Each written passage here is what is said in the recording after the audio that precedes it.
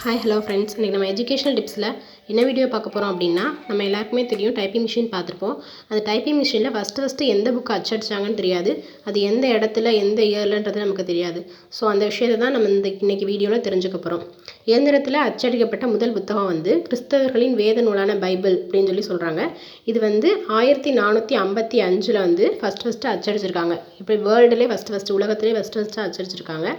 அப்புறம் 1456 ஒரு வருஷம் கழிச்சு தான் அது வந்து சேல்ஸ் விற்பனைக்கு வந்திருக்கு. ஜெர்மனியில் உள்ள மெயின்ஸ் அப்படின்ற இடத்துல தான் பைபிள் வந்து அச்சடிச்சிருக்காங்க. அப்போ வந்து எப்படி இருந்திருக்குன்னா, ஒரு பக்கத்துக்கு 42 வரிகள் அப்படின்னு அச்சடிச்சிருக்காங்க.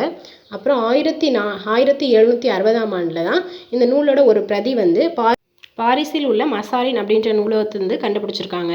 இன்றைக்கி ஒரு யூஸ்ஃபுல்லான வீடியோ பார்த்தோம். இது மாதிரி உங்களுக்கு யூஸ்ஃபுல்லான வீடியோ வேணும்னா நம்ம சேனலை சப்ஸ்கிரைப் பண்ணிக்கோங்க. அப்படியே பக்கத்தில் இருக்க பெல் ஐக்கானையும் ப்ரெஸ் பண்ணிக்கோங்க. இந்த வீடியோ உங்கள் ஃப்ரெண்ட்ஸ்க்கு எல்லாருக்கும் ஷேர் பண்ணுங்கள். பிடிச்சிருந்தா லைக் பண்ணுங்கள், கமெண்ட் பண்ணுங்கள். தேங்க்ஸ் ஃபார் வாட்சிங்.